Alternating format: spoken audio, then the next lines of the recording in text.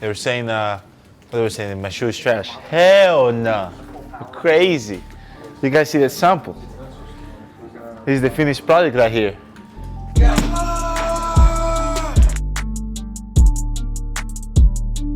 Every shoe gotta have a story.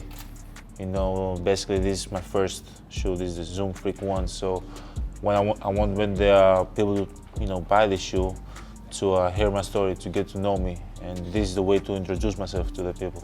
It's all about family with me, man. Whatever I do, I try to put my family. I want them to be involved as much as possible. I want them to see what I go through, and this is not just my shoe, it's my family's shoe. So I wanted to hear their opinion. My father, passed away 2 years ago, and he's never gonna be forgotten. And we here, 5 kids, to remind the people that we are his legacy, and he's always gonna be remembered and honored.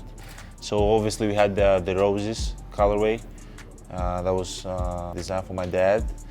I don't know if you guys can see the bottom. We have the I am my father's legacy, and the roses also as well. That's for my dad. And right here you can see his name also with my mom's name, my parents. But you chose basketball. How? Why? I didn't choose basketball. That's chose basketball. So that's the honest question, because I just want to spend time with him. So yeah, I think for the first year, I probably not even showed up. I went to a few practices at a time, but I grew and loved basketball. And thank God that that's was there. He was there.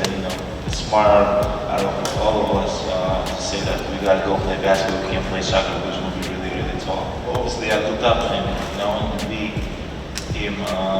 So we came in the summer practice, like the gym is around, and we were practicing, and all of a sudden, that's when I drive, and I was able to pick up the ball, deflect the ball from his hand, and that's was big, he's stronger than me and all that. So he was chasing me down. I was chasing me, and I was able to take hold and dunk him when I was 15. And I was like, did I just did that? And afterwards I went back home, and the first thing I told my dad, I opened the door, I went straight to my dad's room. I was like, you know what happened today? I doubled the matches. So I think that's when he hit me that I can be really good, because the last fight was really, really good. He comes with a different perspective. His influences, his path, it all makes him special to work with. And so every kind of instance we've had with him, it's been different than anybody else we've had before. And that includes, our first meetings with him taking notes in a notebook and being a student just like he is of the game or of life. He was like that in our meeting room and has been ever since. So he's been unique, he's special. That's what we're looking for, is to drive an edge with our performance and the storytelling that we create. And I think he's gonna bring just that in partnership with us. What I loved about it also, there's a lot of little details that you gotta figure out in the shoe. Something that I never noticed before. And now whenever I get a shoe, or I played with the Kobe this year, the ADs, and I was able to, see all the details that the shoe had. So I'm really excited about the details I have in the shoe, and hopefully the consumers and the people that get the shoe, they can find the deals and have fun with it, enjoy it also. Why did you play in the Kobe 10 for 3 years? Actually, they were really comfortable. I love their grip, because I make a lot of cuts. They could take it, so they were comfortable also. So I love them, so I never, got rid of them. Well, first of all, you got to understand why you like the Kobe 10. The Kobe 10 had a particular fit and forefoot ride that he really loved. So we knew from the beginning the fit in the forefoot, particularly the underfoot ride, had to be spot on and kind of mimic that same sensation in terms of the bounciness, the feel, the combination, the flexibility.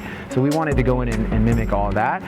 And then making sure that he stays in this, that comes from a process of staying connected at the hip with the athlete, from the sketch, the concepts, even before that, the original insights, then to the concepts and the sketch work, to the prototypes, and then his first trialing and testing and listening to the feedback of what he wanted. That's how you know. If you can really sweat that process and listen and obsess every detail to enable him to perform, then you don't have anything to worry about once that shoe's handed over for the final time and he's on court. Before I joined Nike, I didn't realize how big the sneaker world was and the influence that athletes and sneakers have in like the next generation, and that's we'll go back to the storytelling. You know, I want a lot of kids when they get my shoe to be motivated. I don't want my shoe to be about hard work, you know, about hope, you know, about having faith. I'm really happy about everything, but at the end of the day, I can't stay in the moment as much because I try to stay as humble as I can and hungry. You know, usually when you stick around in the moment and you gotta enjoy the moment, okay, but not for too long. That makes you feel comfortable. You know, I won't feel comfortable. Feeling uncomfortable is a good thing. You know, you're out of your comfort zone and you get better. You improve, you learn stuff. So I'm excited about the MVP. I'm excited about this shoe right here. I'll wait 18 months for this shoe to be released, man. And it's been a long journey. But at the end of the day, we got to keep getting better on the court and off the court. So more stuff like this can follow.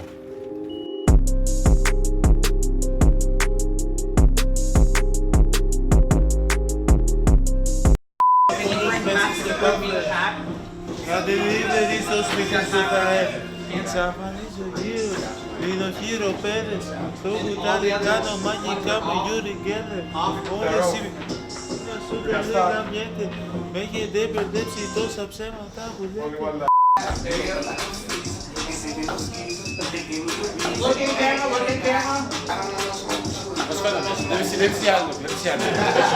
algo.